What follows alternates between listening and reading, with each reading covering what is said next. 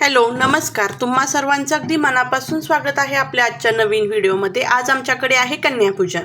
कन्यापूजन हे नवरात्रीत अष्टमी किंवा नवमीला केलं जातं। आता असा प्रश्न उठतो की हे कन्यापूजन जे आहे ते फक्त नवरात्रीतच का करायचं? कारण बघा, नवरात्रीत आपण 9 दिवसाचे उपवास करतो, 9 देवींना जातो, 9 देवींना प्रसाद करतो। तर या लहान मुली ज्या आहेत या मुलींनाच आपण देवीचं रूप मानून त्यांची पूजा केली जाते। आणि नवरात्रीत ही पूजा करणं जे आहे कन्यापूजन वगैरे हे खूप शुभ मानलं जातं, कारण भारतीय संस्कृतीमधील ही अतिशय महत्त्वाची परंपरा आहे।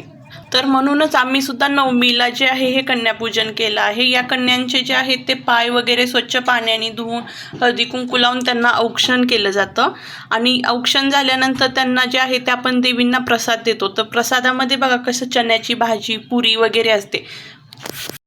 पण खरं सांगायचं तर मुलींनाच आता चण्याची भाजी पुरी खायला नको वाटत होती, कारण ते कसं पुरी म्हटलं तर थोडंफार तेल हे राहतंच। म्हणूनच आम्ही इथं पुरणपोळी, दूध, भात, कटाची भाजी केली होती। तर मुलींनी ते व्यवस्थित छानपैकी खाल्लं, कारण काहीतरी वेगळं त्यांच्यासाठी पण होतं।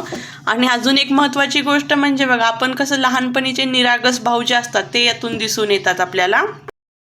खूप छोट्या छोट्या गोष्टींवरून लहान मुलांचे निरागस भाव दिसून येतात। इथेच तुम्ही बघू शकता।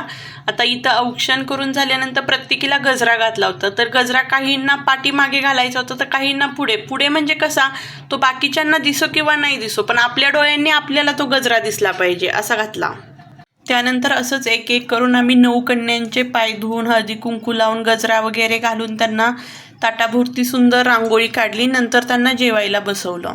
कन्यापूजनच्या दिवशी मुलींना असं समाधानाने जेवताना पाहिलं ना, तर आपल्याही मनाला खूप समाधान वाटतं। यूट्यूबवरती ना बरेचसे मी कन्यापूजनचे व्हिडिओ बघितले, पण मी त्यात आवर्जून सांगाविषयी एक गोष्ट म्हणजे आपण जे कन्यापूजनला जेवण बनवतो तर त्यामध्ये कांदा लसूणचा वापर करायचा नसतो। आणि दुसरी महत्त्वाची गोष्ट म्हणजे या जे कन्यांचं जेवण झालं ना तर लगेचच आपण झाडू मारायचा नसतो। ही एक महत्त्वाची गोष्ट आहे।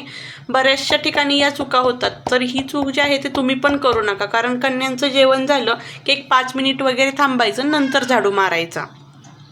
तर या कन्यांचं नंतर जेवण वगैरे झाल्यानंतर निघताना एकदा त्यांना हळदी कुंकू लावून एक छानसं गिफ्ट दिलं जातं। गिफ्ट आपल्या सोयीप्रमाणे छोटं असू दे किंवा मोठं असू दे, ते मनापासून द्यायचं।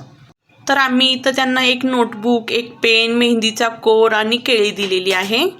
तर तुमच्याकडे कन्यापूजन हे कसं केलं जातं मला कमेंट करून नक्की सांगा। आणि माझा हा व्हिडिओ तुम्हाला आवडला असल्यास लाईक, शेअर अँड सबस्क्राईब करा।